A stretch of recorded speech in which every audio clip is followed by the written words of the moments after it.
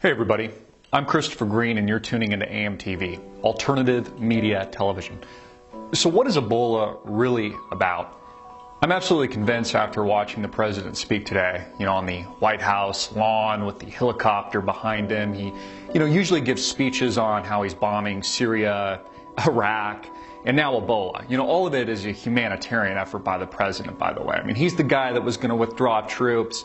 He's the leftist liberal scumbag.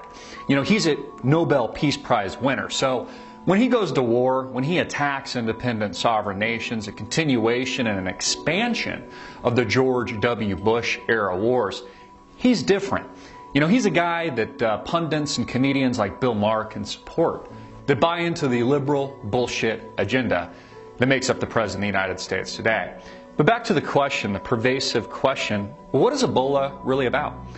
I'm absolutely convinced that Ebola is about power and control.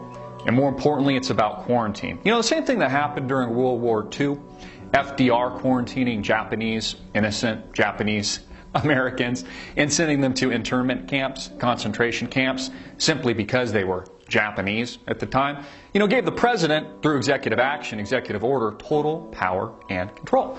And it's exactly what Ebola does for the President of the United States. It gives him power and control to quarantine. And it's a reason why.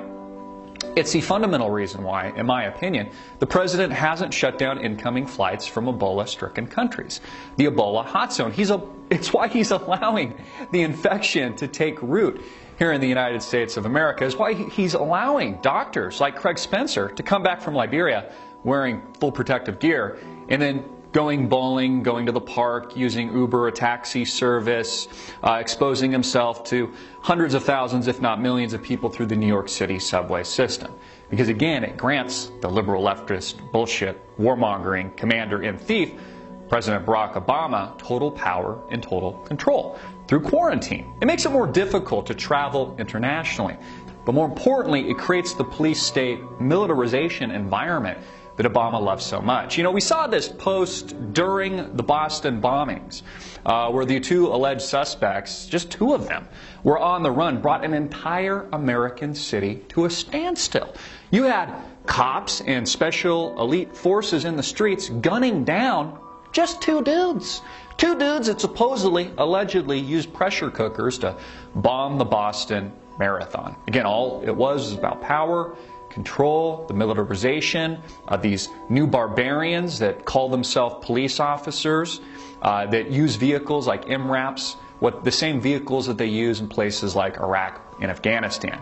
The places that Obama has continued the wars and is currently bombing today. So this, folks, is about quarantine. This is about power. So you can shut down an entire American city, Dallas, for example. You can shut down an entire movement, let's just say the Tea Party, for example, or a person. All you have to do as the President of the United States is scream Ebola.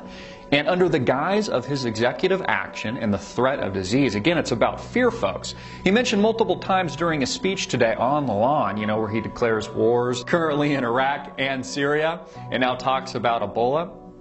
This is all about the power of quarantine. It gives the president total and absolute control over the American population. And so the president needs total power. He needs total control. He needs the threat of a disease. Fear. Again, he mentioned multiple times that Americans aren't fearful people. We shouldn't fear this. The CDC said the same thing, they actually said we should fear it. But anytime they mention fear, or repeat something, or the president says that, we're not fearful as Americans, that means he wants you to be fearful. And as long as Americans are fearful, they have no problem with quarantine. They have no problem with shutting down, declaring martial law of an American city, whether or not it was the recent example of Boston, around the Boston bombings, or it's potentially Dallas. Just happens to be in a liberty state like the great state of Texas that grossly opposes the administration. So this to me is what Ebola is really about, folks. It's about spreading fear, it's about power, it's about control, and it's about the ability of the president to quarantine anybody, anyone, any city, any town, in any part of the country. It's the same reason he's sending troops over to Liberia, setting up AFRICOM, these command posts now. I mean, it doesn't make logical sense. It's not like our troops can shoot at the virus. Why would he be sending members of our military to fire at Ebola? There's a reason why he's sending and militarizing this part of the world. And he's doing the same thing in the United States of America.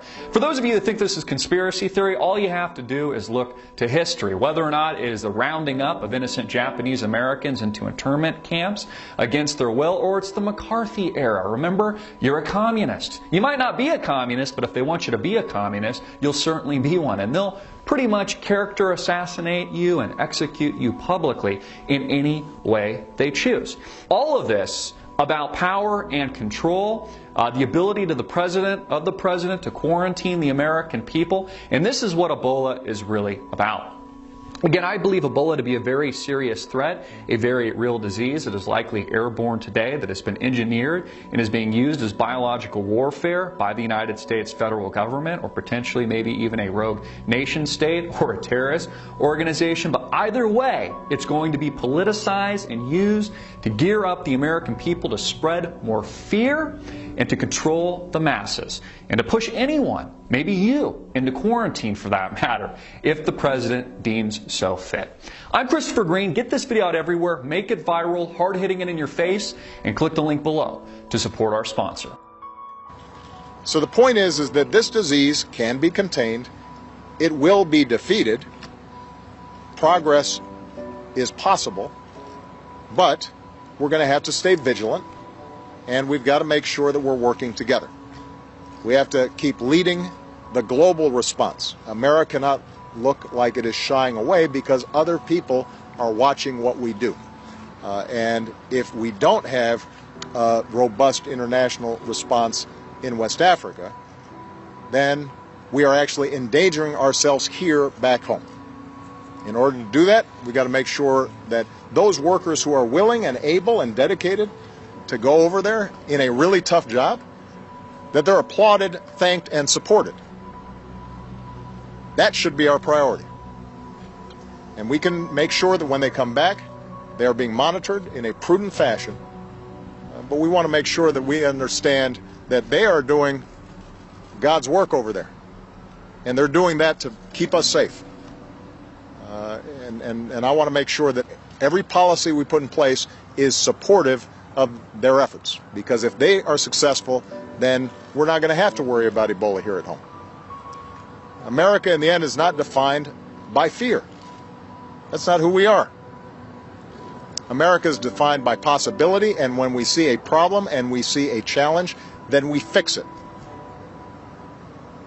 We don't just react based on our fears. Thank you. Concerned, sir, that there might be some confusion between the quarantine rules used by the military and used by healthcare workers and by some states?